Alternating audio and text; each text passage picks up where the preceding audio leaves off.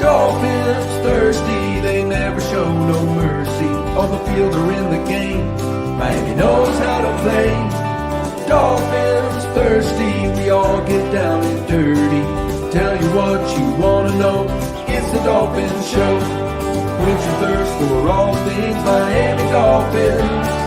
They are the football kings, cause they play to win. Come on in and have some fun, whether we have lost or we have won. For all things Miami, it's Dolphins Thursday. Hi, everybody. Welcome to, I'm calling it the hot mess version of Dallas Diaries because it was very last minute. I completely forgot what day of the week it was. Didn't have anything lined up, so we're winging it. We're going with it today. Thirsty as always. I love having you here. It's Thank on your you. It's always fun. So welcome everyone in the room. Thank you. Yeah. So I think to get started, a lot happened yesterday. We are, hey, Finland, we are going to have a Chiefs-Niners Super Bowl. How do you feel about that? It's okay.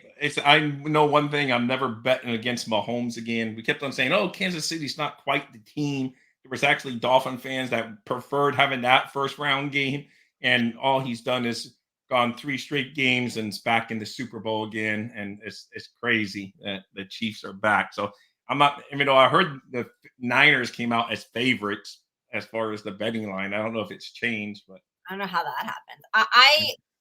I'm 100% sure that Patrick Mahomes is the best quarterback in the league. I don't think anybody can debate that. I mean, he's gone to the championship, the AFC Championship game at 6 years in a row. Yeah, kind of hard to debate. I really was expecting Lamar and the Ravens to put up more numbers. Like, I was expecting that offense. Like, think about it. When they played the Niners, they blew them out. When they played us, blew us out. Yeah. I really thought, but they struggled. And I'm not even going to hate on Lamar that much because if Flowers didn't get that taunting call and then fumble in the end zone, it could have been more of a game. I know what a bad sequence of events for him. And then he hurts his hand complaining on the sideline, so it's like, what a bad few moments for him. So yeah, he made a great play, and it all went downhill from there. Yeah, 2-0 pick. I was 0-2. I was really hoping it would be Ravens. I really wanted the Lions to win just because if we couldn't get it, I wish they could, but that didn't happen. Yeah. Hey, they were up 17 points, man, at one point. I mean, that'd be the way the Dolphins would lose a conference championship game. I feel for the Lions because they end up lying. You know how we always say, "Oh, the Dolphins dolphined." That's the Lions end up, lioning. They just couldn't get over the hump. So it reminded me of that Falcons Patriots Super Bowl where the Falcons. Oh yeah, where the Falcons had the big lead and just lead. It was reminiscent of that, but yeah. I'll still watch the Super Bowl. I'm not gonna bet against Patrick Mahomes again, kind of like you. And just hang out there. But I think that seeing these games really highlighted needs that the Dolphins have. That I think that if we want to come back next year and compete with these guys, I think that we kind of see the blueprint now of like what we need to do because we weren't, especially with the injuries, but we were not up to par to battle against these teams. No, we weren't. That's for sure. I know the injuries, like you said, did, but you can just also tell we're just not as physical as some of these teams. Because even before Detroit ended up blowing it, they were physical against the 49ers. I'm like, we don't bring that physical type play to the game, So it's just like, so we missed that. And our quarterback, like I said, we don't want to get him killed, but even seeing Brock Purdy, who doesn't have a reputation of being a great scrambler, still scrambles and get those critical first downs. So you see some differences in the game. Like you're like, oh, that's where we need. I mean, granted, Tua did run a couple times towards the end of the season, but you would like to see a little more. I don't want to be dependent on it, but just like still be there in his arsenal of, oh crap, no one's open. Let me run for this first down. So, and you saw those players extend the game yesterday like that. So. Yeah, I think extending plays, making decisions. Also, I feel like every quarterback had like 8 to 10 years to throw the ball. I mean, those offensive lines were doing their job. The pocket was preserved. I mean, they really. I was jealous. That I think I even tweeted about it. I'm like, I wish that we had that kind of protection because I think that would change the game for us too. Yeah. Well, our resident Bills fan comes in and says Frazier would be an upgrade to Fangio. However, he has class and won't accept the job if offered. Taking a shot arm. He's a Bills fan. You've seen him in here before, so we're going to break down the defensive coordinator guys soon here. But hey, that's good to know. We will have to hear his opinion on Bobby Babbage later too, if he knows more about him than what we know. I don't know a whole bunch about him other than he's a linebackers coach. He has a reputation of developing talent, and a lot of Buffalo Bill fans don't want to lose him. But I don't know if he's in line for the defensive coordinator position up there or not. Since they really have a defensive coordinator? I thought McDermott got rid of the defensive coordinator position and he calls the defense. I could be wrong, but I didn't think they had like a defensive coordinator. No, they didn't. They did not have, because once Frazier stepped away at the beginning of the year, they didn't have a coordinator. So they made a guy like a head coach, assistant head coach, and what have you. But, McDermott did most of the defensive calls, I guess. And then they didn't even have a defensive coordinator last year. So I don't know if they're going to fill that spot or how they're going to roll. But I did see they interviewed that Deshae guy. So I guess they're going to fill that spot. But Michael K would know better than was. Okay, there he goes. He was the DC assistant head coach, is how they called it. So, but yeah, I think it was like I had saw that too. He left for the Bears, so that's why. I don't know. We will see how they feel it.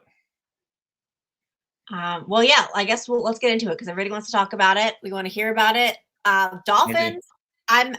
I'm happy that they're interviewing a plethora of guys. Like I feel like with Fangio, when we hired him, he was it. Like we weren't looking anywhere else. We zoned in. We knew we were like the mistress waiting for him to break up with a wife, aka. Yeah, I know. So I like that the Dolphins are interviewing more than one guy. Like they really seem like they're trying to find the right fit. So I do like that. I think. So who do you want to start with that we want to talk about first? You want to talk about your favorite, or do you just want to go in alphabetical order? Or who do you want to, of the guys? My favorite hasn't been interviewed yet. I think we all know that. Yeah, I know. Well, I know, but he's not even going to be interviewed, so you got to drop him off the list. So I'm never going to drop him off the list. He's on my list. Let's start with this guy since we got a Buffalo Bills fan in the house. Maybe he can help us. Bobby Babbage has been linked to the Dolphins, and that's what Courtney and I found out about him. He's been on the Bills coaching staff since 2017. He is currently in charge of the linebackers, but also has served as safety coach, has spent time with the Browns and the Panthers, has a reputation of being a smart coach with a knack of developing talent. So what have you heard of him? Anything addition? I spoke with a few very, very nice Bills fans. Now the season's over. They're much more pleasant to me. And they all really like him. They say that they don't want to lose him, that he's a player's coach, that he knows his stuff, that he's really done a lot with their linebackers. And,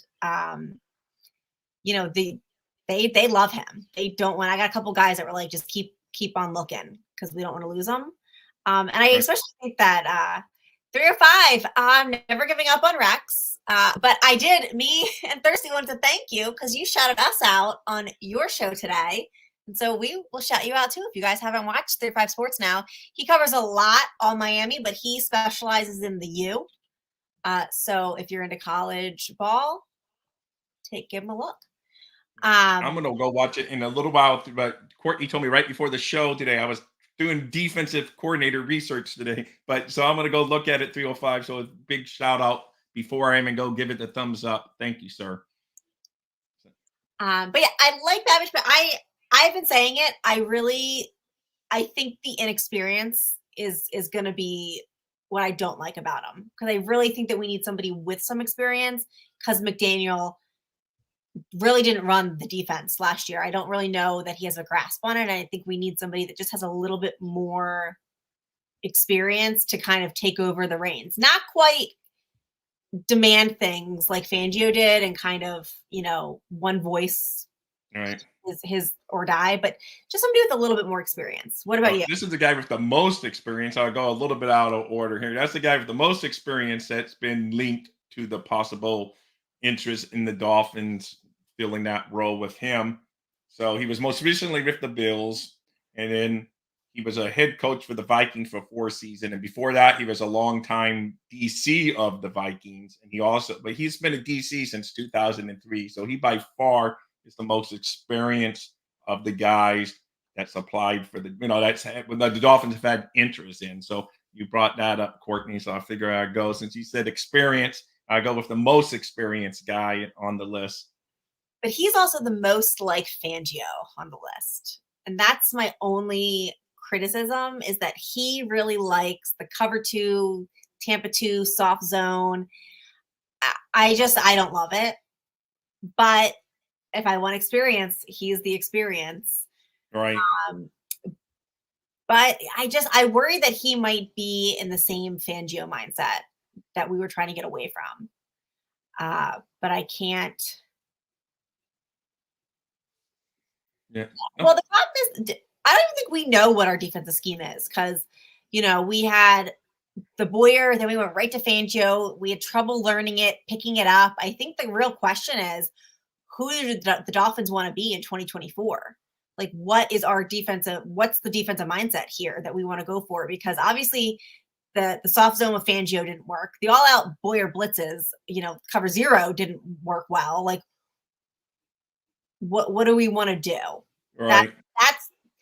I wish I was in these meetings, because I would be like, listen, what do we want? And let's see which one of these guys fits what we want. And I think that's what the Dolphins are doing. But I just wish somebody could tell me what it is that they want from these guys. Yeah, no, that's it. And then another one because we had 2 in-house candidates, since people are mentioning in-house candidates. And let me get that off the screen, the comment. So Ryan Slowick joined the Dolphin staff in 2022 as a senior defensive assistant. He became the outside linebacker coach in 2023. NFL experience with the Broncos, Jets, and Browns. McDaniel was just getting into the professional ranks when Slowick was a defensive assistant on the Broncos. So they've had a previous relationship. So I don't know if he has any inside track, but he's another guy and his brother happens to be the offensive coordinator of the Texans, who is a guy moving up the ranks of probably being a head coach one day if the Texans keep on improving. So, and Notorious, it just had it. So Notorious, there you go. We had a little information on him. So that could be, we don't know. Hey, hooked it up. Joe's in the house. Hey, hooked it up, Joe. Let's see, what did he have to say though? Do we want to get rid of a scheme, or get out and make a scheme for the players we have? The latter seems risky. Yes, I agree. I actually like making the scheme for the players that you have, because I feel like Fangio did the opposite this year, and it really didn't work out well. Yes, but I mean, I see both sides, but I do agree. If you want to win now, it's better to have a system that the players are better in now, not to we're going to develop new players over the years. You want to win now, you got to get. So I agree with both sides normally if it's a long-term game, but for the Dolphins this year, you kind of want to win now. A cap for life, by the way. Let's see. I believe Ryan Sawyer's brother is, yes, he is. He is cap for life. So we can quote you on it, because I quoted myself too. So we have both go wrong together, Cap. And their dad was a defensive coordinator too. So his dad's up in the CFL now, from what I hear. So they both had their times. A coach needs his scheme and can tell her it. I can see a DC coming in and starting from scratch. We will see. So I think that they might have to. I think we have a lot of question mark free agents on our defense too. Yep. So I think they might be starting. I know. Let's just get this one, because this is like a hot topic. because he did not have a very good stint as a head coach with the Chargers. But his one season as he's only had 1 year as a defensive coordinator in the NFL, and and that's it. That was with the Rams. So the Rams had so that's it. That's it. He had and Jalen Ramsey called him the best defensive coordinator he's ever had, even though it was only for that 1 year. I know it's a hot topic because of his head coaching stint. Didn't go too well. He was fired after giving up 63, not the 70 the points the Dolphins scored, but 63 against the Raiders. He was fired the next day, and now he's emerged as the guy that has interviewed for the job, Courtney. So what's your take on Staley? He's the one I want to throw out to the dumpster first. I don't want him. I've said it. I don't like him. I don't think that he could get us over the hump. I don't think he could get us to where we need to be. I think I would rather risk it with some of the other guys than Staley. I think he's just the one that I don't want. No, he was not actually. They won the Super Bowl the year after he left. So technically he was not the DC of a Super Bowl winning team. Yeah. They had a top ranked defense though in 20. He did have a top ranked defense, but he only had 1 year there and they didn't go to the Super Bowl till the following year. So he was actually not a Super Bowl winning head coach. Defensive coordinator. Yeah, you're right on that. You are right, Courtney. I got JP's all he brings this good. If you ever get JP on a show, he has the radio voice, so he is good. Let's see, Michael Vogel. Thank you, man, for coming in here. By the way, too close for fireman. So he says that the guy just too close for just being done. There's no about a scheme that just doesn't make sense to me, but that's just me. So yeah, and he's just referring to someone else. Let's see. I think the question doesn't matter who the coach is. The majority of the players wouldn't be playmakers in the XFL. Okay, Michael K, taking your Buffalo Bills shots there, but hey, it's all good. But anyway, quite didn't. So you're just not a Staley guy overall. Not a Staley guy. I would still really like Vrabel. If for some reason he doesn't get a head coaching job, I think that he's still dangling out there. Yeah, but I don't think. Do you think he would be a coordinator at this point, or he's just waiting until next year's hiring cycle? I think that if he doesn't get picked up by all the head coaching positions get filled, I would assume that he would take a coordinator job just to stay in the game. I guess, but then you might be a one and done all over again, though. So that's the only thing. I don't know. I read a lot that he maybe is a better coordinator than head coach. So maybe he realizes that. I don't know. I would like to see what he decides to do. But hey, Josh Wingate, Riverboat Ron Rivera, he means. And I haven't really seen that name linked, but again, I don't know if he would at this point would want to be a coordinator, or he just hit the golf course or the TV circuit if he doesn't get another chance at the big job. So that'll be another interesting one. And Vrabel has an ego just like Belichick. I wouldn't be surprised if he takes a year off. So I think the biggest question that we need answered is like what the Dolphins are looking for. Because that would, if we knew what they were looking for, scheme-wise, personnel-wise, I feel like we would be able to figure out who that they're going to lean towards. Right. But, like, do they want to keep Fangio's system, which I hate? I hate a soft zone. Do they want to maybe differ from that a little bit? What do they want to do?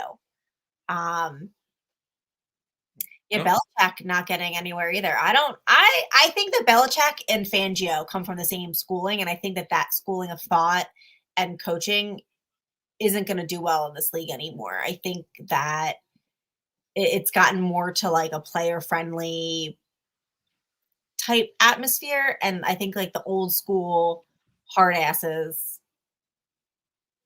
aren't going to get a job these days. Yeah.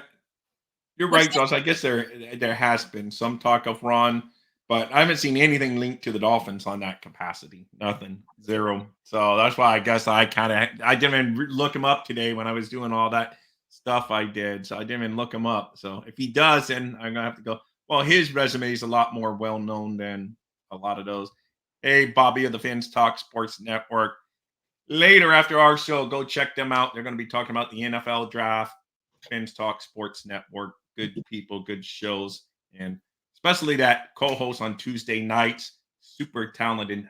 He needs to be hired to a big term, long-term contract. It happens to be me, but hey, it is what it is. But anyway, Courtney, I don't mean to cut you off. Let's get to one more defensive coordinator that you did work on here. We did our own guy, another in-house.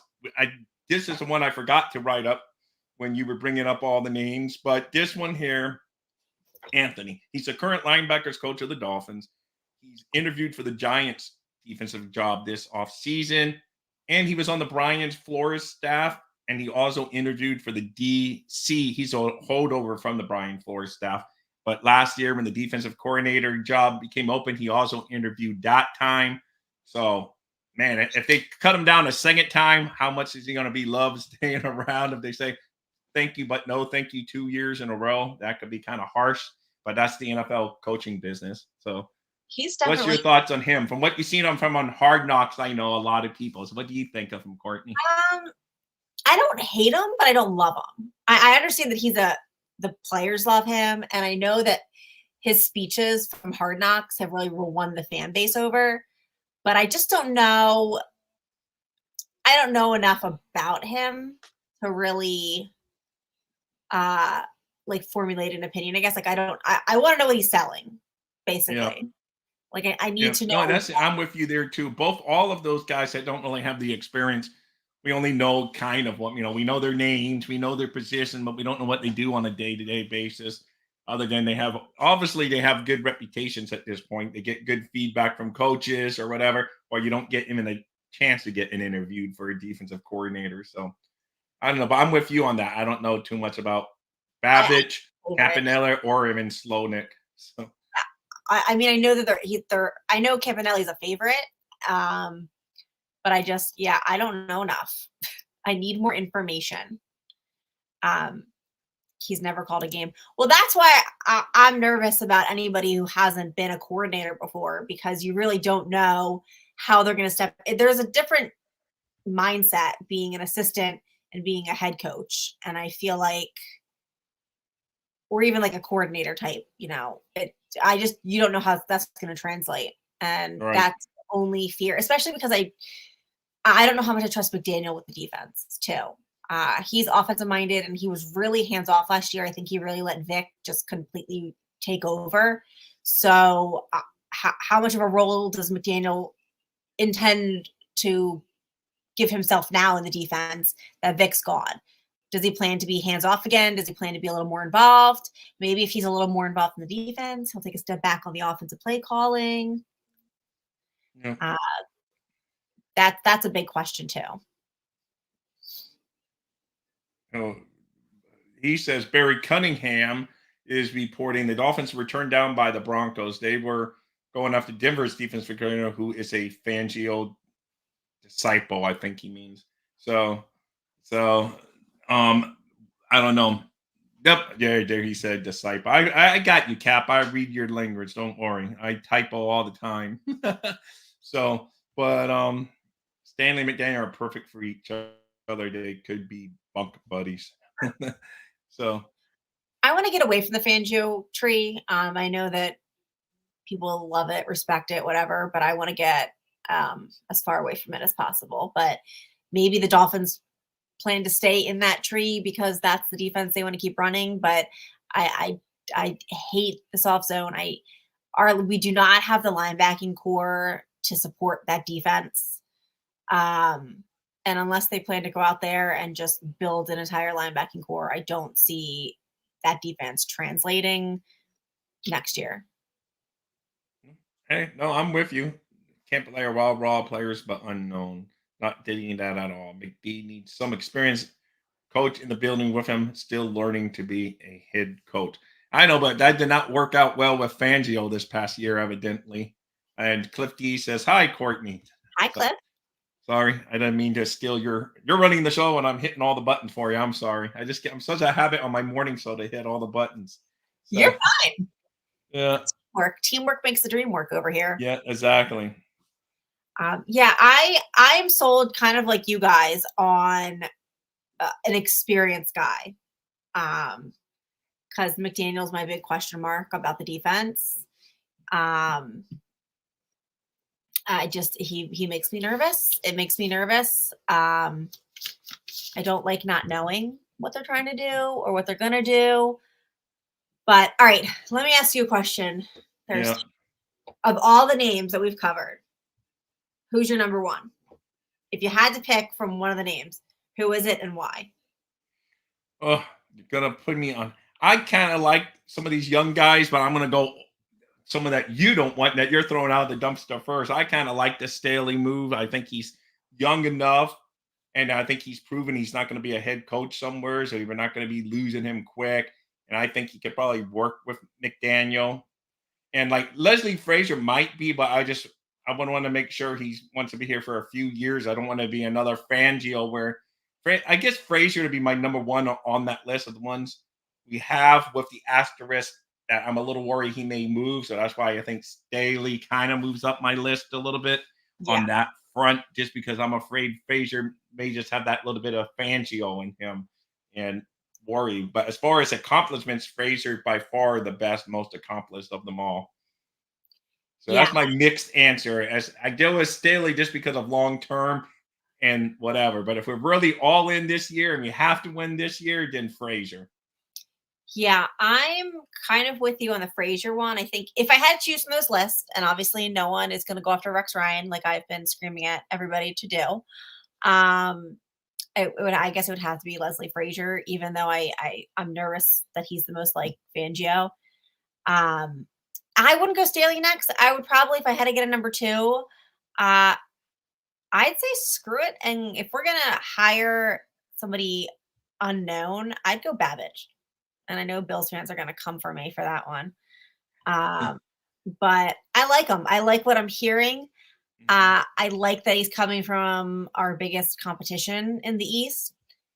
And maybe he could give us some insight and help us, finally stop the Bills. Yeah. No, I agree. And guys, like it's being reported by other people in the room, he's a big name, but the Panthers aren't letting him go for a lateral move. So that they let me know. Obviously, he can go be a head coach somewhere, but they're not going to let him move for a defensive coordinator. And not even if the trick of putting a defense like the head coach, defensive coordinator tags that trick doesn't work like it used to I think it's be. gonna blow up in their face too, because the guy obviously I think wants to leave. And I think by blocking opportunities and stuff, I think that's a recipe for a nightmare for some resentment. So I don't know how well that's gonna work out for the Panthers. Yeah. Kind of feel bad for the guy because I think from what I've read, he wants to get out of there as well. Yeah, Hey, look, he talked about your Rex. Rex would be okay, but he's been out of the league a bit. he's not There you go. but So someone's on your same thing saying Rex would be okay. I'm against Rex, but hey, it is what it is. I'd be the first one to celebrate when he or encourage him when he comes the there. thing But about Rex being out of the league though is it's different for a coach being out of the league than a player. Like if a player was out of the league, yeah, he can't come back in, suit up, and go play. But I think Rex, his mind hasn't gone, and that's really what the coaching position has. And I'm a huge fan of the Steel Curtain and the 85 Bears. And you know who was the defensive coordinator of the 85 Bears? That would be Buddy Ryan. yeah, And I know. and I think Rex takes after his dad. And I don't see the time away doesn't bother me because he's still sitting behind a cushy desk. He's still involved in the NFL, but you're not asking him to go on the field and play. So I think that you can take a step away Yeah, as a coach. I don't think you can take a step away as a player. yeah. Oh, okay, so Cap, you were talking about the guy that we were already the Panthers guy. All right, so yeah, that's what we knew. We already knew that he was being blocked. But I did kind of hear that, Scotty, that a lot of people don't like that owner in Carolina, but they can't come out and say it. But so that's all I know. But he's gonna be there because he's the coordinator. What are you gonna do? So it's just Yeah, they lost. the Heat are killing me. They were supposed to lift me out of the Dolphin slump, and now that I think it's 6 in a row now. They need to win tonight. That's all I know. Before Let's see. G-Man says no coordinator is saving this franchise. They've never beaten Mahomes, Burrow, Allen, Herbert until I have a QB that can match their firepower. This is a useless conversation. Well, G-Man, thank you for coming in and good night. Like you said, he says on a On that note, good night. But we did beat Herbert in the opening season of the game this year, so we did do that. But and then, but I question being able to adapt to the current schemes. I don't know, man. There's a lot of questions, Courtney, on this team, and I know a lot of frustrated Dolphin fans. I don't talk about the offense as much because let's be real, McDaniel's still here. He's still going to call the plays. Tua's going to at least get the extension. So there's not much that we can fight about. It is what it is. I mean, you have to deal with it. You have at least one more year of Tua, and you can hopefully, I have a lot of people like mock drafts that are coming out are saying that we're going to use our top 2 picks on the offensive line and, hoping to beef that up. And yeah, there's not much debate that can be had on the offense. Unfortunately, it is. It's going to be what it is. At least the defense is kind of up in the air right now. Is Xavier Howard staying? Is he going? Is Cam Smith going to finally be freed? Who's going to be the coach? That we can have like some conversation about. The offense, Tua lovers, Tua haters, you gotta like put on your big boy pants and deal with it because like you got another year of this shit. So I mean, there's not much more we can do other than like beef up the O-line, maybe get him some additional weapons. I don't know how many more weapons the guy needs, but it's easier to talk defense right now because that's.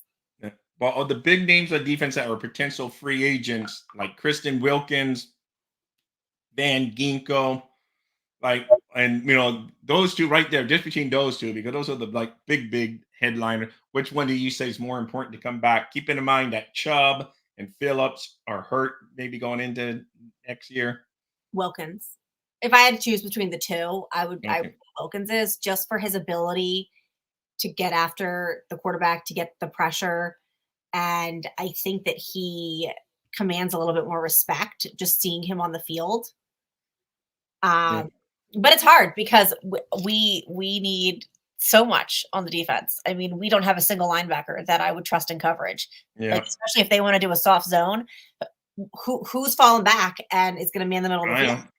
And Jerome Baker is probably going to be cut. I think Scotty's going to get his whoosh on that front just because of salary cap more than anything, not necessarily performance, but the Dolphins are up against that cap. That's the problem with Chris Greer. He doesn't really hit the offensive line. I know you could say Hunt was a decent one, but look how long it's taken Jackson to develop. And I don't trust him dropping an offensive line that's just going to come out and ball out their rookie years and make the Dolphins offense better. But maybe the two names, maybe if you take a tackle and a center first and second round, you can go in there. We don't have a third or a fourth round. Latham and Jackson Powers are the two big names in everybody's draft that were taken. But that's if they're there, if they're available, if they go with it. Sometimes they just do some weird shit. And I'm like, what is Greer doing? I know. They just do best player available instead of filling a need.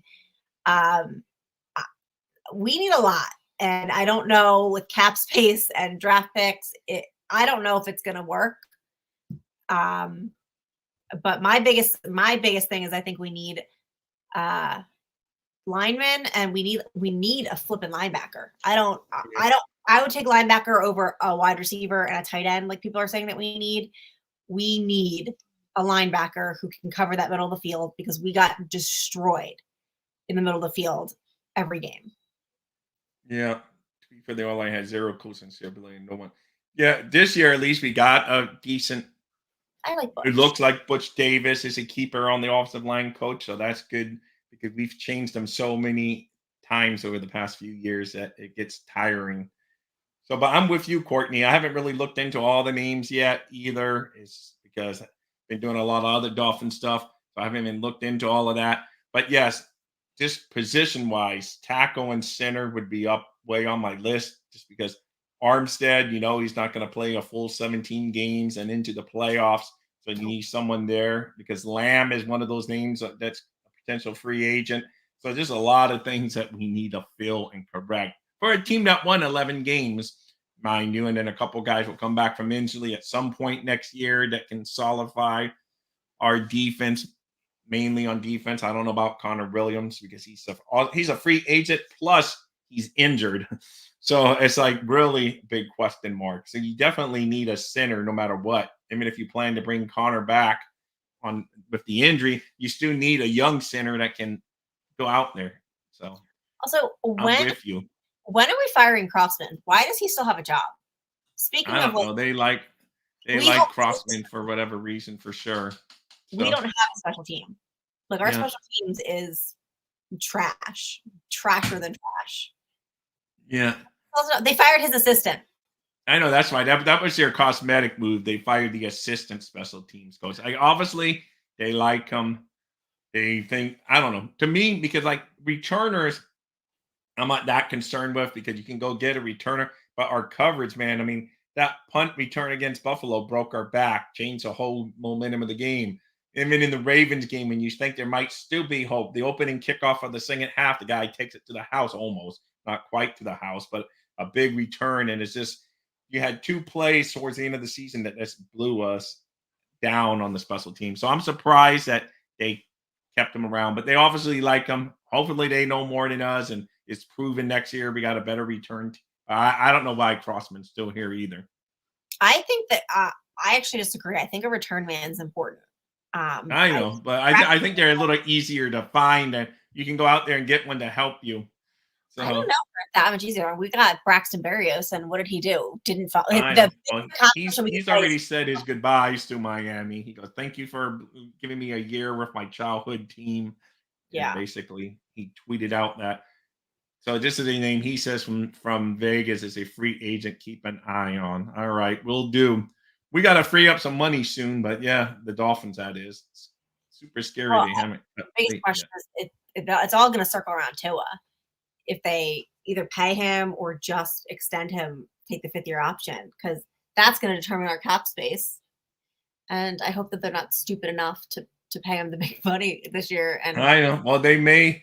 Who knows? And then that's going to be very interesting to see if Tua gets it. Because I think the Dolphins are just kind of in a bad position because he's better than what we've had, but you think he can do better. I think is what they think on Tua. So you yeah, know, not what we, but what a lot of people are. The Dolphins, we have no clue what they think. I would love to know what Mike McDaniel says if you are a fly on the wall, no media around, and Chris Greer came to him and asked him, like, what's your true opinion? And can we win with Tua? Then, can we I'm get talking. to, we I'm know talking. we can win with Tua, but can we win playoff games and advance in the playoffs and get to the Super Bowl with Tua at the helm?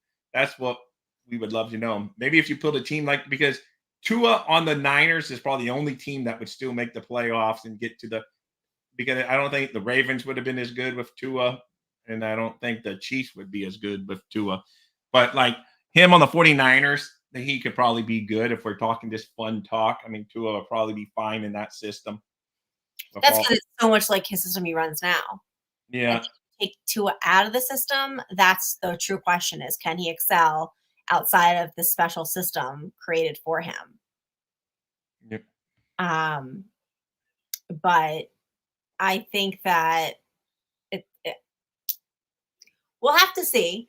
But I think that 5th year option would be the best for Tua. And I don't know. It's like he's not the best, but he's not the worst. But I don't think he can beat Mahomes one-on-one right now. I think that that's really Well, I think that's almost, you can almost say that with the whole AFC. I think well, he that's just the problem. It's your yeah, bar right now. Your bar. I We know. bar with Tom Brady. Tom Brady's gone. Everyone's like, yeah, Mahomes, here he comes. And you basically have to question, like, can this team beat Patrick Mahomes?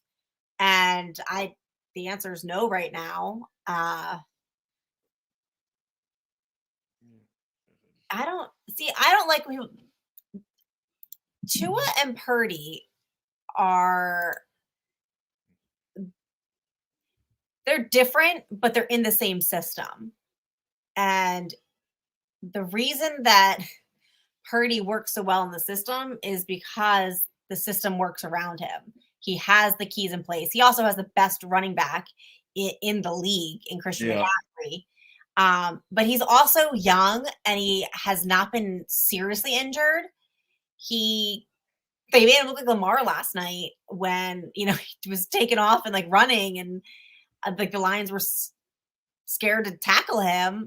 But I don't think it's right to compare the two because I think they're two different style of plays, but they're just in the same system. But I think you can interchange them. I think that Purdy would excel in Miami, and I think that Tua could still excel in the Niners just because we are the same. Yeah, no, I agree. I mean, Purdy had some luck yesterday, but he did bring them back. Dolphins would not have that luck. Like if Tua chucked that ball up there and hit the Lions guy in the face mask, somehow it would have stuck into the guy's face mask and he would have caught the ball in it on the interception. But instead for the 49ers, that bounces off the guy's face mask, goes up into the air. The 49er guy grabs it. So I'm like, sometimes it's better to be lucky than good. So it's just like this just shows you how fine line of football can be sometimes. It's crazy because that doesn't happen. Boom, knows if the Niners wins the game. It's just crazy. Williams, yeah, Williams. I don't think there's any debating whether Connor Williams is good enough when he's out there. Unfortunately, he missed. He got hurt, and the season went downhill after he got hurt. It's like I think he was the biggest loss of the Dolphins season, actually. I mean, with Jalen Phillips getting hurt and all these other guys, he was the one that was the biggest blow to the Dolphins' winning ways. I wonder if this is also like our strength and conditioning, because I've never seen a team that had so many players go down. I mean, it was insane. And then when was it Deshaun Elliott got hurt warming up? Like, I'm wondering if that's just like a flaw with the strength and conditioning, because I know that it's also like it's a physical sport. People are going to get hurt playing the sport, but it just seemed like there was an excessive amount of injuries that I wonder if could have been prevented. I know that's what I said too. And the Packers went and changed. I think that it was the Packers I read. So I just happened to come across the article, and it was like Packers changed. Due to some injuries, they changed their training staff around some. I'm like, man, the Dolphins should have done something like that. I mean, even if they're not to blame, maybe, I don't know. It's just like you say, it seems like every year we're always talking about our injuries, and it's like we're making excuses, people say. But the fact is, they are injured, and it's not the true test of what our team was going. I'm not saying we would have won with any of those guys, not yet, but I think we would have been more competitive down the stretch. Yeah, well, I know they say like once you get to December and January, every team's hurt, but I think when you have 9 starters on the injured list, I think that plays a factor, because a backup, a second, a third string, they're a second and third string for a reason, because they're not a starter. They're not that level, and I think when you have to go to the postseason, when your play has to kick up a notch, you no longer have those players to kick it up a notch. Yeah, exactly. Hold on, my dog's acting up again. But anyway, there, he's out the door now. But I don't know. But we got, yeah. Thank you for doing the comments there. I've called this out. The commendometer is training staff. They don't seem to know how to teach our players how to recover correctly. I mean, sometimes ACLs and then Achilles, there's nothing you can do to recover quick. It's just boom. But if you look at Jalen Ramsey, he came back quick. So it's just, but I mean, some of those injuries are just unfortunate. Right. They're not going to come back rushing back from them. But like you say, try to prevent them. I don't know. I would like to see. I saw some chart, but it was a Dolphin fan putting up there, but our injuries are way higher than, they did the war, like wins above people, and that ours was like way more than anyone else's, that we lost the most talent. But I don't know if that's just a Dolphin fan painting the picture for us or if it's really reality. But we did lose a lot of stars. I mean, we lost Connor Williams, Jalen Phillips, Chubb right at the end of the season, basically. But we lost Chubb, and we had other guys banged up. Javon Holland missed time. Jerome Baker, I know he's not a favorite, but he still missed time. And he was a starter for a reason on this team, over Riley and stuff. So we did miss a lot of guys. And I think it finally just came to fruition because, almost every offensive lineman other than Austin Jackson missed time. So it was brutal. It was a brutal time. Injury. Oh yeah. Cat for Life. She did. Oh, I got rid of it. Mary Martinez, the Dolphins teacher, Dan Marino, sent her a personal video inviting her to the Super Bowl. I love that. I think that's awesome. I think that what she's doing in her classroom is phenomenal. Yeah. I saw that too. Dan Marino doing the video. I thought that was awesome. That was nice. I was thinking Dan has to be reading for a script. It was too perfect. I'm like, he must be reading a teleprompter as he's talking. He just said it so well, man. I was like, man. Or he did a lot of takes, but he said it so well too. I love I love that for her. I think it's great.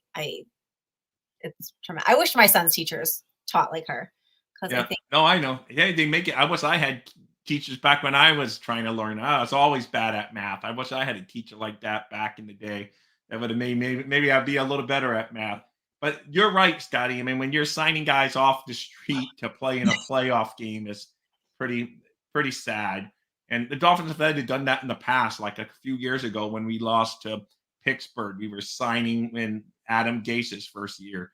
Everyone was getting hurt, and we were bringing in guys that hadn't played all year. It's just I don't know, so Dolphin. I just almost expect it. If it can go wrong for the Dolphins, I expect it.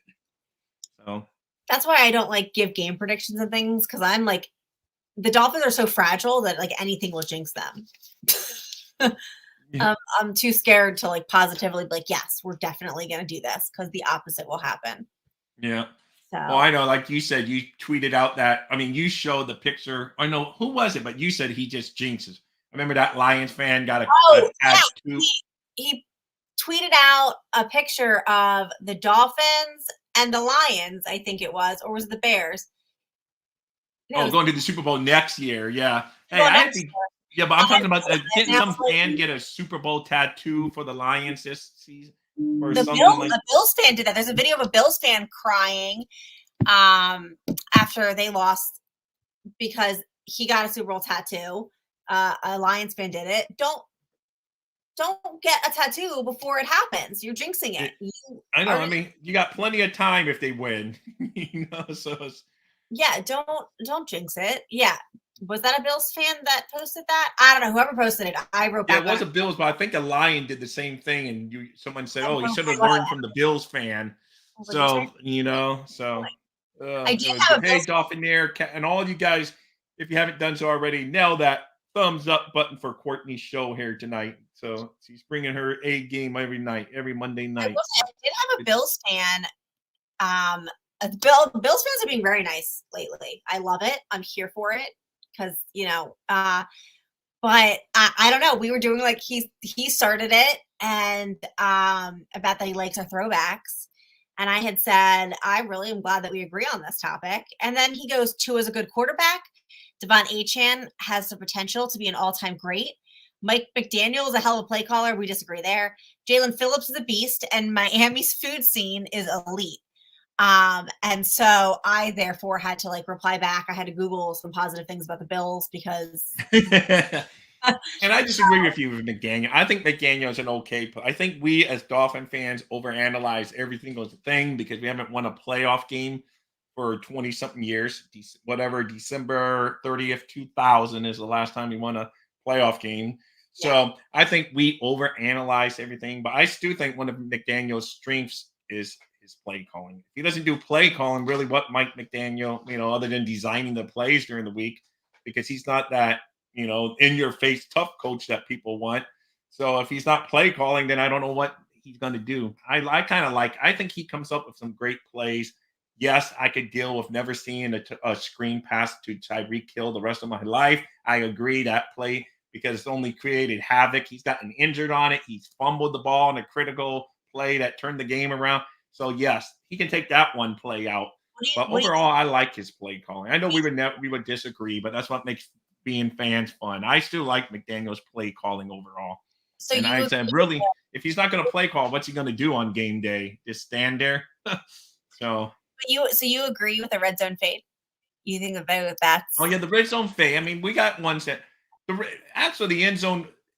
If we had the right targets, if we had big receivers that can leap and jump, but yeah, throwing an end zone fade to Tyreek Hill is not gonna get he it most of the creates the time. plays, but I don't think he has enough experience and awareness to call the plays during the game. I don't think he has enough awareness of the downs, of what the defense is doing. I think that he struggles with calling the right calling the right play at the right time. I think he struggles with that. I think he So you kind of agree with what James Wiley has to say. I think he's a great play designer, but calling is questionable.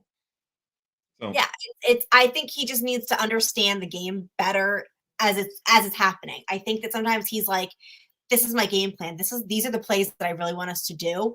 And sometimes I think he's calling these plays, and the time isn't the right time for him to call these plays. But I think he's just like, you know, it'd be really cool. Is like, let's just do this play. Yeah. And it's like, maybe this isn't the right time to call the play, but he's just like, I think he just like gets in love with the plays, and I don't think he adjusts to how the game is going. He Yeah. calls what he decides he wants to call. Yeah. Scotty, what about your West Virginia center? I thought it was someone else. Jackson Powers is on all of the draft charts going to Miami. He seems like yeah, he's definitely the Jackson Powers. That he's the Oregon kid, but I know Scotty had like some West Virginia kid, but he hasn't said his name for a while now, and so now I actually forget the name. But I agree with Scotty here. Gotta let McDaniel continue development play calling. It's only been 2 years, and even so, we had a top offense, and we did. Yes, it faded out, but top is still top, and it's not easy. That was padded stats from the Broncos game.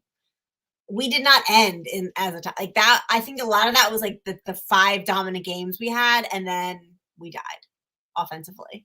Yeah, I don't want to be my bias, Frazier, but yeah, he likes a Frazier. That's who it was. So the West Virginia center, but maybe he can fall. But unfortunately, the Dolphins don't have a 3rd or 4th round pick. So our wheelhouse has to be in the 1st and 2nd round. We got to nail those 2 picks. Scotty is right. Notorious JP says we've had an offensive line just in a long time. He's growing and learning still. Probably should lean on Smith or Bevel a little more. So we will see there. He needs to work I did see of the game is developed. That's my biggest criticism of him. To me, that he's the least of my concerns, and hopefully he learns. I know he keeps on saying he's going to learn from his mistakes, and he does some of the same mistakes again. But now my dog wants back in. My dog doesn't know what he wants. I just kicked him out of the room. Hold on, guys. Zach Frazier. All right, you can talk, Courtney. You don't have to listen to me. I'm reading. Zach Frazier, I guess, is the guy's name. How funny would that be if we get Leslie Frazier and then we have Zach Frazier too? That'd be let's see. Yeah, that would be cool. But, you know what's funny, Scotty? My childhood friend of my family went to West Virginia and just got his he's in the Hall of Fame for West Virginia. So look at that. I'm listening to. I'm easy. I have ADA. My dog he's looking at me. I already fed him. So I grew up with my son just went down to train with him. I grew up and my brother played with a guy named Noel Devine, who was a running back up, and he played for West Virginia, and he was great until he broke his foot the year he was going to declare for the draft. He was going to go his junior year, decided to send his senior year to go back for his senior year, broke his foot, and ended up not getting drafted. He ended up going to work out for the Eagles. Nothing really came of it. And now he is in South Florida and he's training youth. His son is like a 5-star. I think he's a 5-star, 4 or 5-star. I think he's a receiver. Don't quote me on that, but that's my West Virginia knowledge. Hey, well, Scotty's a big West Virginia fan. I know Fulton Walker way back in the day went to West Virginia. But anyway, so yeah, the Heat are losing. Yeah, I see. I have that up on like Ferrari. The Heat are turning into the Dolphins. Yeah. So I know you're a big Heat fan. I'm lucky. I only follow 2 sports, baseball and football. So I don't know how all the guys like Bobby and you have multiple. Well, you're only mainly football. I'm football. Football and basketball, and you follow a little University of Miami sports, but mainly football in University of Miami. For football. Okay. But basketball is just the Heat. Yeah, I just do the 3. I promised myself I would try to get into baseball this off season. I've asked some people to like take me under their wing and like kind of explain the ins and outs of it for me, but it's just so slow moving that it just bores me. I need somebody hitting each other. I need action. And baseball, I think, is more about like methodical strategy. And well, I just they say it's an old man game, and I'm an old man. I just grew up playing baseball and football, and it's funny. It's just those are the sports I watch. Like I said, I don't have time. I mean, like Bobby, our friend over there on the Finns Talk Sports Network, he follows all these sports and he's like live or dying by all of them. I'm like, man, I don't have the time to live or die by all these sports. I only got passion for two, man. Yeah, And then I can't do more than two because I also have my kids. All three of my kids play yeah, football. So during the fall, I have Dolphins, three other youth leagues going, and then I really don't touch basketball till January because my capacity in the fall is just straight football. And then every Saturday, if the kids don't have a game, I'm trying to catch a U game. So it's just, yeah, football is the number one, but it takes a lot of time. no, I don't watch college basketball. I don't even really watch March Madness. I'm one of the few people that I'm. It's just like I don't know, but those are just it. I mean, it's fun, man. That's why it makes sports fun. There's so many different sports you could root for out there. I kind of like Gators football now, just because my son goes to the University of Florida, so I figure my money goes there. I might as well root for him a little bit, and I go up there a lot anyway. So I go to Gainesville a lot. So I kind of like the Gators now, but I'm not a diehard. I'm not gonna. Oh man, they lost to Florida State. Okay, it's over. I don't care. Like Dolphins, I'd literally be down for the next day. Which is silly. We're all adults, but yet we let them. It's just we let them affect our moods. Everybody has their passion, and I don't think any of us are stupid because the Dolphins determine ours. We have a passion, and we're allowed to let that passion take over our life. Yeah, no, we do. On myself. No, I know but I watch football, college basketball, hockey, NASCAR, and baseball. Wow, that's a lot of watching, man. And Formula One. How do you have time for that? And how do you not just have time, but how do you keep track of each sport? Like that's a lot to keep track of, like records and games and races. And I don't know how you do. Do you have a spreadsheet? I would assume you have a spreadsheet. He says he would trade any of my other favorite team championships for. Well, at least the Red Sox have one. I would trade one of the Red Sox World Series for sure. They've won 4. We can even it out. Two World Series for the Red Sox and 2 Super Bowls for the Dolphins. But, so far, the team that I'm in local with, the team I picked out of a hat when I was a kid, when they were in the middle of an 86-year drought of winning a World Series, end up winning before my Dolphins. That's just how life goes. Frazier was a guard and only moved to center his junior year. I'm going to start getting in. And any of you guys that love draft, please contact me and we would do draft content together. I'm trying to get with Justin on his schedule and stuff. Courtney, you're like me. It's like I haven't really touched the draft yet this year. So it's just, haven't. But I will get to it because I've always loved it. I just haven't done anything on it this year. Yeah, I usually I'll look into it like a month before the draft starts. Like I really am laid back with it only because there's just it's in depth and there's a lot. Oh no, there's so many. I usually this may come as a shocker. I'll usually this shouldn't surprise anybody.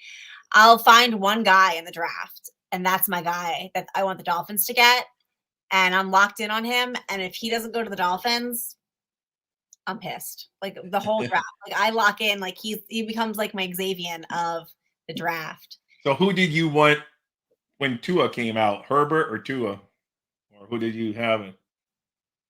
I can't remember, but I didn't want Tua. Oh, okay. I don't think I wanted either. I forget. Well, we needed a quarterback. Joe Burrow went number 1. So. The last guy that I went really hard for, and he, oh my God, and he just passed away. He went to the Patriots. He was a quarterback. I don't know why his name is now blanking from me. Okay. Oh my God, I can't. He just passed away? Yeah, he drowned. Oh, wow. Hold on. I had Herbert 1A and 1B. Oh, I didn't know you were that high on Ryan Mallett. Wow. Yeah. I didn't even see he had passed away. Oh. Yeah. He drowned. Like this year, I think. Wow. Florida Panhandle. Wow, I did not see that. But man, Scotty, I thought you were all Tua all the time, but 1B is very close. But I didn't even know you liked Herbert at all. And I didn't want either. The only reason I didn't want Tua was because of the hip injury. And I didn't want to go that high on somebody who was recovering from the injury. I was hesitant. I had a feeling that it would become problematic. It would be a problem. I didn't want to risk it. I was like, why are we wasting our overall 1 overall on somebody that has a history of an injury? Is he going to come back the same? Is he not? That was a high pick. I know. We were just kind of. I still wonder to this day where if that came from higher up, like because he was a fan favorite, or was it really the scouts that wanted him? So who knows? We would never know, and we can still ride with Tua, and it's how it is. So I'm going it's through it's just I was just curious on what you had thought about that. So that's what cool. I'm going through. Okay. Cliff D wanted Burrow, but we won too many games to get Burrow because Cincinnati wasn't. You can always say, "Oh, you could trade."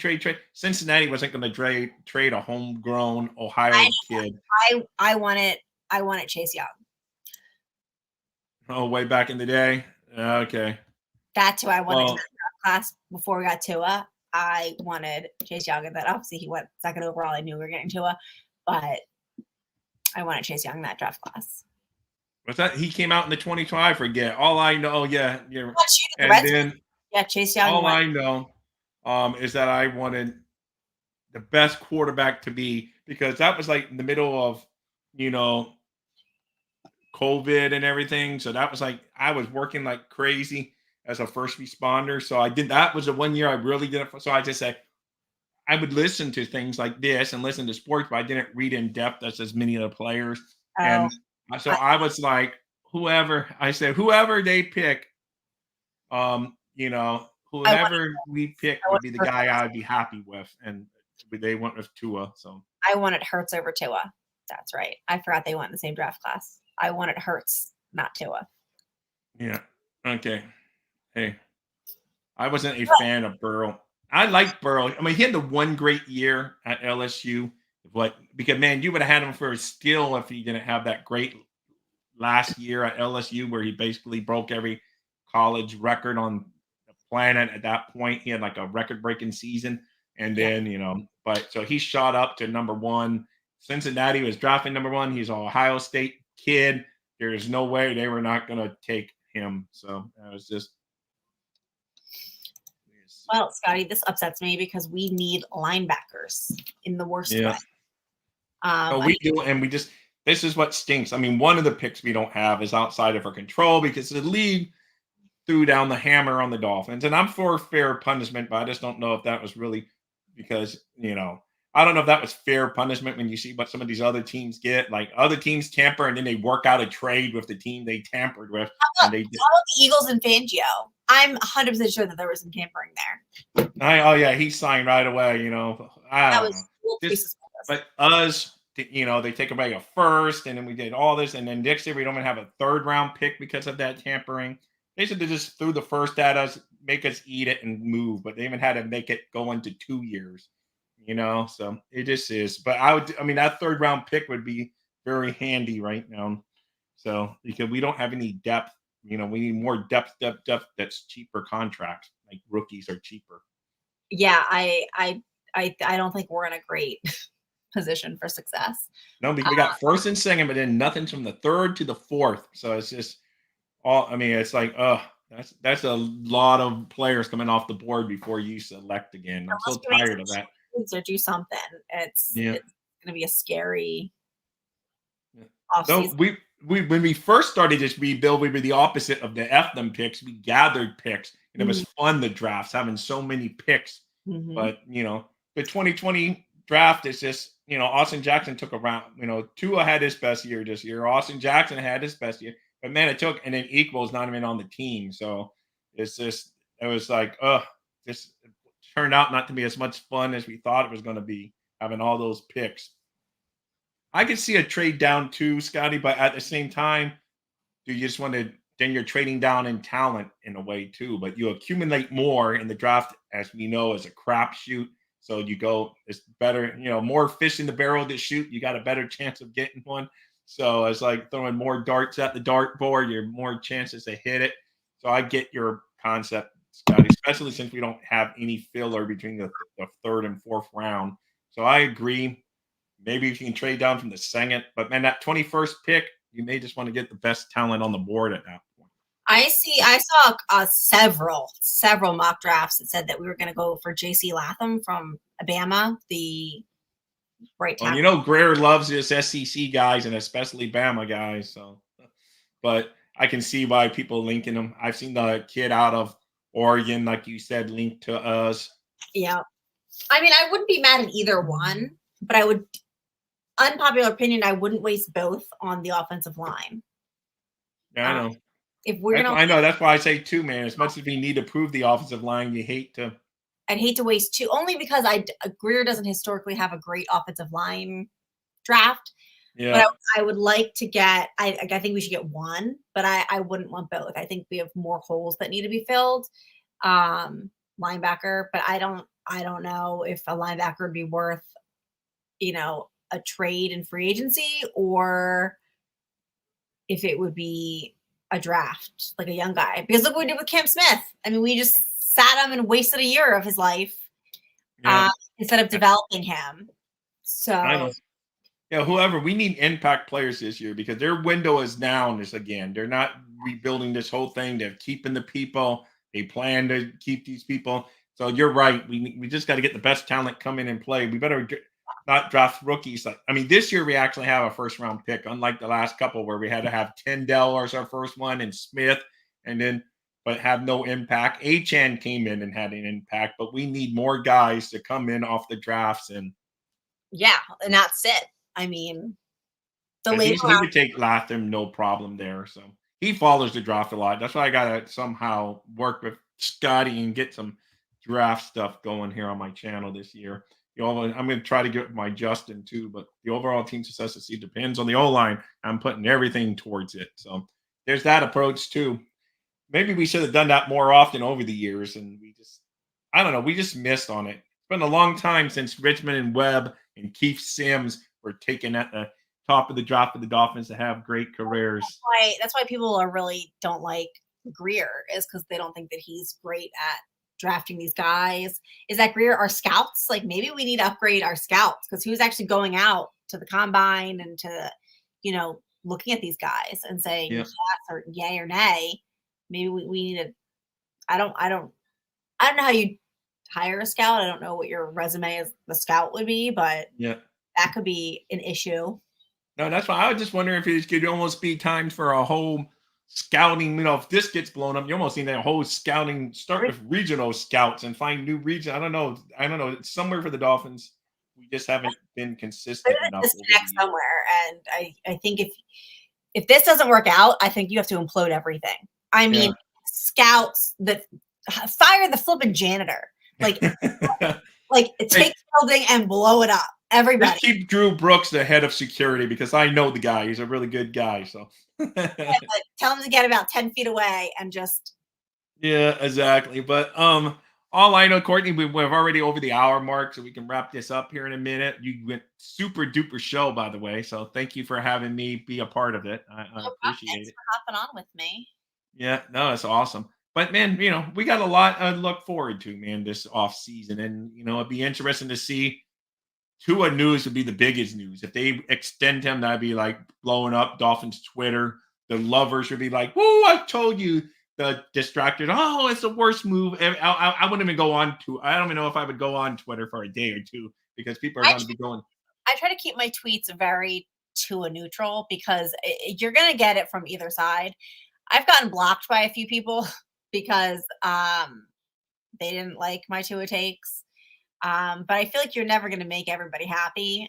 And I think you can criticize him and root for him at the same time. And I think that that's the disconnect, is that people think you have to do one or the other. And it's like, no, you don't. You can criticize him. I root for him no matter what, man. He's my guy. He's my quarterback, man. I will always root for whoever my quarterback. And he's a very likable kid too. He's like very well liked. I would love, to me, he'd be the greatest story ever told if he goes on and has this great career, win some Super Bowls, and then that would be like any debate. But there still is some question overall about his big game performance and us moving. But we always have questions around those questions, because we can say, well, our offensive line sucked, Our defense fell apart at the end of the year. So, Yeah. we always have that. But it just stinks, man, that we don't know yet. And he's going into his 5th-year option. That's what makes me worried because Herbert's already signed. Jalen Hurts, who wasn't even in a first-round pick, already signed his big contract. Joe Burrow, Herbert, you know, Jordan Love not yet, but he will supposedly get his Well, big contract. Philly's having a meltdown over Hurts too. So there's. Oh, I know. No, I know you're in the Philadelphia era, but they wanted to fire the coach and everything, and they just got to a Super Bowl last year. Fans are just crazy. Very fickle. You just gotta just learn that Philly, they're a very fickle group. And if you're doing great, you are king of the world. And if they lose a single game, you should be out, fired, burned at the stake. But I can't hate them for it because I think Dolphin fans are pretty similar. Yeah, he says if we extend to, I'm staying away for a week. Too many meltdowns. Opinions to win them. If you stand behind them, the haters hate. Yeah. I want Jeremiah Trotter with the first round pick, to be honest. I'm going to look into all these names, notorious, and we will see. He's JP, but I always read his first name. There is opinions are like buttholes. Yes, everyone has one, and they all stink. You're right, because really, that's all. I heard that Lamar hate all over Sirius today. I know people are quick to just go crazy, man. And the guy's going to win MVP, and he didn't have the best game yesterday, and then now he's already getting. I saw that too by Raven fans on Twitter. But fans are probably always like that, but social media just makes it so much easierly ready for all of us to. Because like I say, in the old days, I used to have to call a radio station or call into a newspaper to give my. Now all I have to do is log in and give my opinion, and whoever happens to come up sees it. So it's changed over the years, Well, the problem is, I do it too. I'm guilty of it too. So don't call me a hypocrite. But during the game, I'm tweeting live reaction. I'm not filtering it. I'm not thinking it through. It's going right from my brain to Twitter. And then you look back after the game and you're like, okay, she was ready to burn the place down in the first quarter. Things got better, but it's a little too easy to just say it and get it out there. And it's a good and bad thing. I found Twitter because I had no one to talk Dolphins with because I'm not in Miami, and it was a great sense of community. Right. Bad because, they'll attack you if you're different and people can hide behind a screen, and it's the good and the bad. I've just started muting people. If you're getting mean, I just mute instead of block. Yeah, no, that's the best way. I mean, especially people that really get mean and take it personal because you have a different football opinion than them. Yeah. Sometimes I'm just maybe we all need to go back to elementary school and just learn that we're allowed to be different and, use kind words.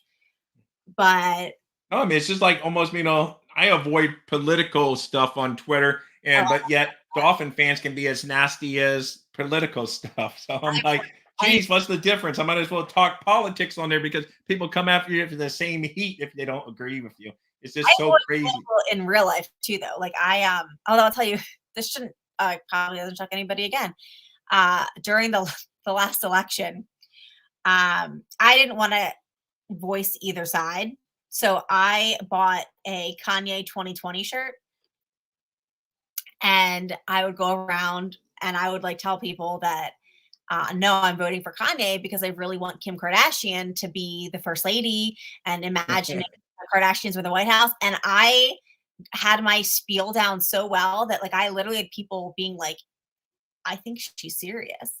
And then my front lawn, I had Joe Exotic for president. Do you remember that? Yeah, that Tiger King. Yeah, the Tiger King. Yeah, that's what I was gonna say. Hey, Timothy. I had his sign. So my two neighbors were warring, one on each side of me. One was a Republican, one was a Democrat. So they were warring signs with each other with weird sayings. I'm in the middle of them, and I just had a gigantic Joe Exotic sign. That's funny. And I was like, this is what I'm going to do. I'm not going to pick a side vocally, and I'm just going to troll everybody else. So that's awesome. Anyway, we did a marathon show here today, Courtney. That's great. But yeah, like JP says, only difference between now and then is we all have public voice on social media. Yes. And that is awesome. Well, JP was actually a radio. He wasn't in the rodeo. He was on the radio. Who knows? Maybe he was in another life. Notorious. He may have been in the rodeo. You never know with JP. But he was so he was always out there on the radio. So he has that radio voice. So that's good stuff. So, that's awesome. Junior was a hell of a pro. His son's a perfect fit for this. Yeah, maybe we should learn to go with DNA because we should have taken Watt's brother instead of taking Charles Harris. We just gone with the. I've had a few rodeos on the radio. Man, I can talk tonight. See, we've gone too long. Hey, Timothy, better late than never. Big fins up to you, and thank you for coming into the show today on my morning show. Thank you very much. Anyway, Courtney, anything else you want to say before I wrap your show up? Like I say, I'm taking control again. I'm sorry, but I'm just along for the ride. No, I think that it's going to be a really interesting offseason. I think that luckily we're going to have a lot to talk about and a lot to see. And I'm just hoping that we make the right decision, especially starting with this defensive hiring, because coming into the draft, I'm assuming that they're going to have some say over this free agency and, who we pick. So hopefully it's the right fit. And, obviously once we hire them, even if it's Staley, who I don't like, once they're a Dolphin, and I'll rock with them, except Eli Apple. Of course, he needs to be gone. Otherwise, I appreciate it coming on. And thank you. Thank you. And Clifty, you're right. Kansas City's defense should get a little more attention. They kicked butt yesterday. They were the difference in that game.